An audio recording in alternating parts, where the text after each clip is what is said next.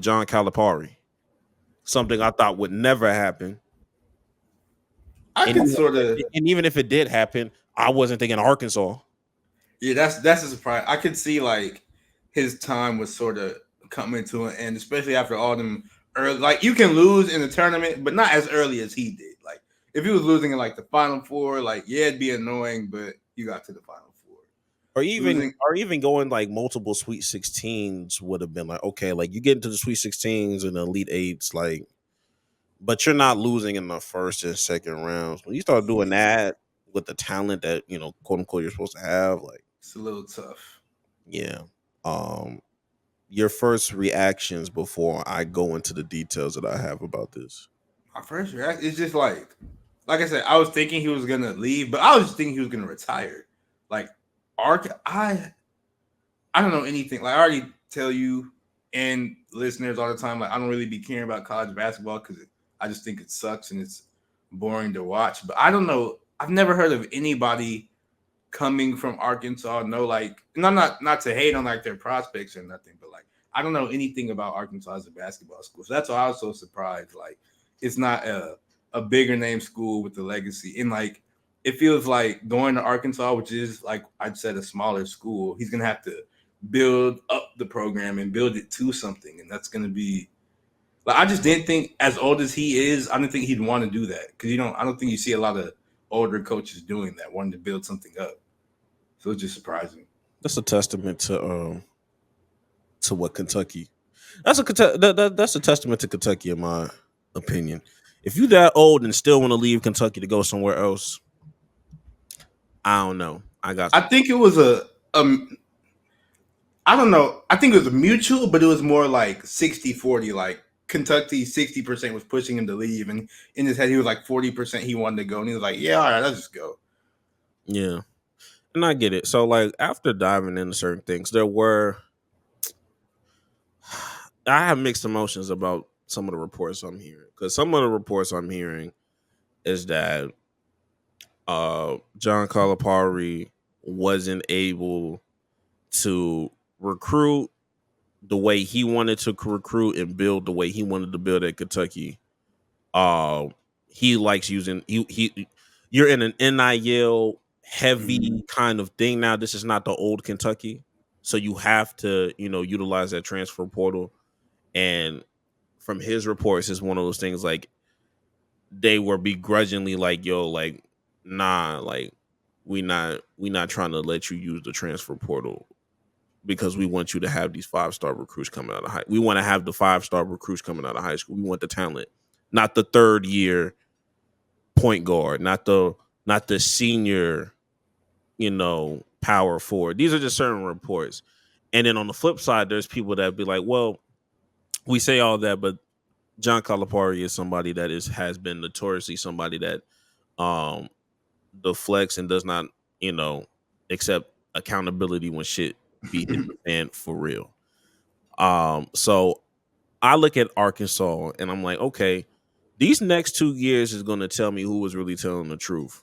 Because not being able to use the transfer portal is kind of crazy during the time of NIL deals. But it doesn't even seem like when I think of John Calipari, I don't really think of older players. I think of he's the one and done man. He's the one who sort of helped popularize it. So hearing that he wanted to use a transfer portal, that's interesting to say the least. It's not really that interesting. I mean, it's not as crazy as I've once thought it was. Once you kind of see like what the landscape is, because the one and duns back in the day, you used to have the greatest talent in Yeah, the world, and you no longer have that at the college level.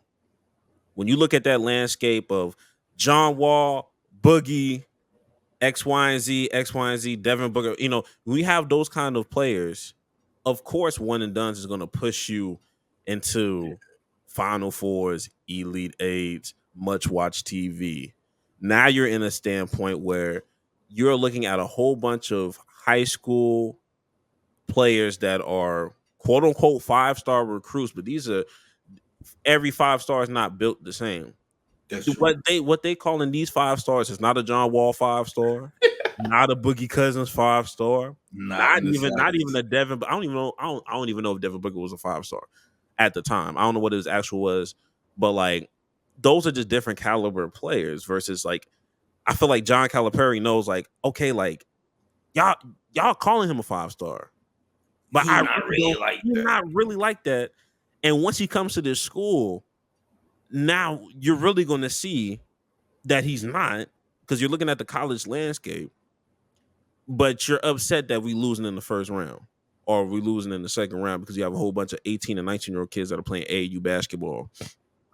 And the And college landscape, it's sort of like changing because, like you're talking about how you brought up like NIL earlier, like all the super duper 5 stars, they're not just trickling into the blue bloods like Kentucky and Duke and there's no loyalty. North Carolina gets some every now and then. But now, like now since it's NIL, anybody can get anybody because everybody's paying money. Even the recruitment process is kind of crazy now. Like it's not even like a all my life I always wanted to wear that blue and white. It's more of No, like a nobody care about that at literally all. it's like one of those things like yo coach how much you got for me, like it literally be like that like yo how much, yo SC giving me 500,000, what you got? I'll respectfully decline. Like it's one of those things like yeah like they don't have that same kind of leverage like they used to. And Kentucky is not trying to pay, they damn sure not trying to pay no NIL deals to no transfer portal ass niggas. But you're gonna need if you're gonna this quote in his Arkansas press conference really resonated with me because it showed me like what his mindset really was. He said this was after like talking about Kelvin Sampson like helping him like finally make his decision. And he was just like at the end of the day, coaches win games, administration wins championships. And I was just like that's an interesting quote to say publicly. Um but I understand from his quote unquote point of view that yo, whoever's going to have the most resources and is willing to pay out what you need to pay out, those are going to be the people that end up with the talented people. I mean, unless you're UConn, Yeah, unless you're Purdue, and you're really playing team basketball for real. You know what I mean? That I think Kentucky was trying to thread the needle, and I'll be interested to see who they have as the next head coach because I think they're setting up that next head coach for failure. I think it's why going do to you be. say that? I just think that there's going to be a public perception that Calipari is washed, uh, and they needed to just get him out of there. And I don't think the next head coach is going to do any better um, out the gate. I don't unless they getting and I hope they don't do nothing stupid. 'Cause I've been seeing some people like, yo, get Rajon Rondo. It's not gonna happen. It's not gonna Don't happen, do or that. it could have happened, but then like Rondo, he's in some like legal stuff now, so it's definitely not gonna happen. Even if he wasn't in no legal stuff, you know what that shit looked like to me? Shit looked like that Penny Hardaway shit in Memphis, my nigga. Like I feel like I get Rondo it. would be a better coach though. I mean, because Rondo, he was really a coach the entire time he played. He was a coach on the floor, even in his later career, like with the Lakers, he was just that.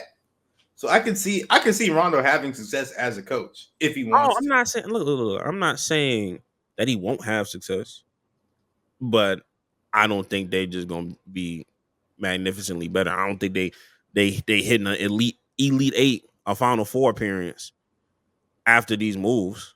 You know, it's gonna take some time. It's gonna take some time. And I think Kentucky is like I think they're really more like they're still thinking about the past, bro. Like I think they still move in the past of like, yo, go get the best available person out of high school, just get a whole bunch of 5 star recruits that are in the top 100 and you know make a basketball team in 2 months 3 months, and now you're competing with niggas like UConn that have been together for 3 and 4 years, and you think you're finna beat them.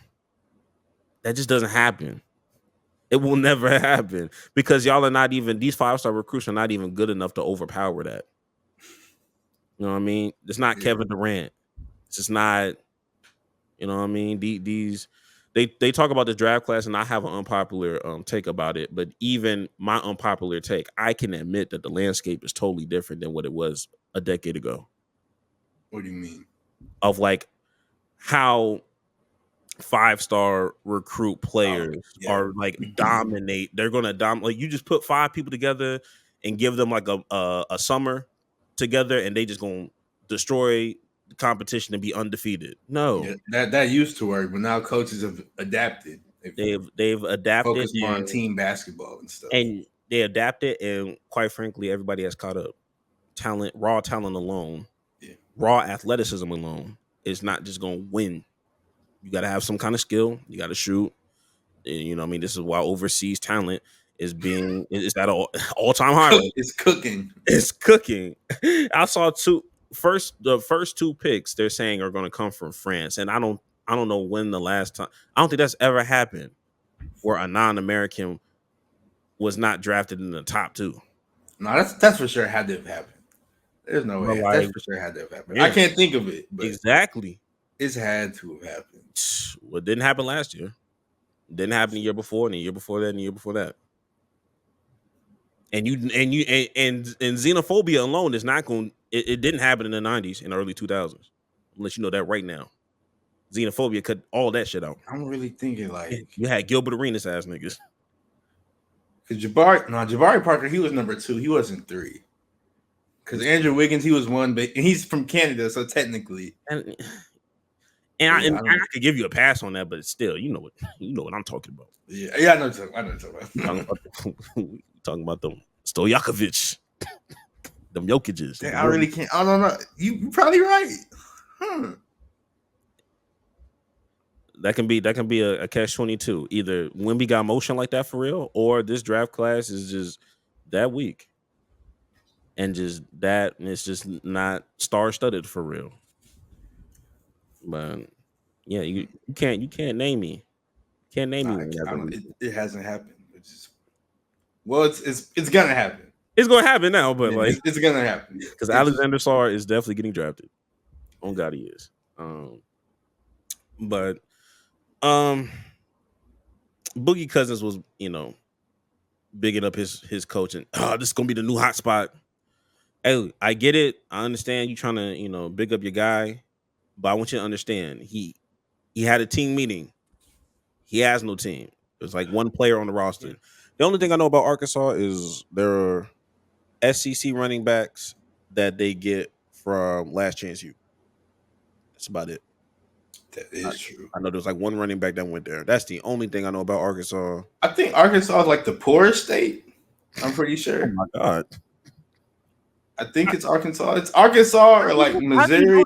that off rip? No, it's Arkansas, Missouri, or Mississippi. No, it's not Missouri. It's Arkansas or Mississippi. It's one of them two. Yo, because no, Missouri is the murder capital.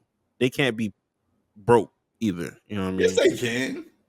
they can. There has to be reasons for killing. You know what I mean? Like, Because they're people killed because they're broke and they're upset. oh, hey, look, Detroit. I don't know. Have you People seen in the Detroit Pistons? killed because they're broke and they're cold. And the Pistons? Oh my god, Yeah, that's not. That's not gonna make anybody happy. Troy Weaver and Monty Williams are the reasons why you are killing. They're the reason the murder rate went up. Oh god, Wingstop. Anyway,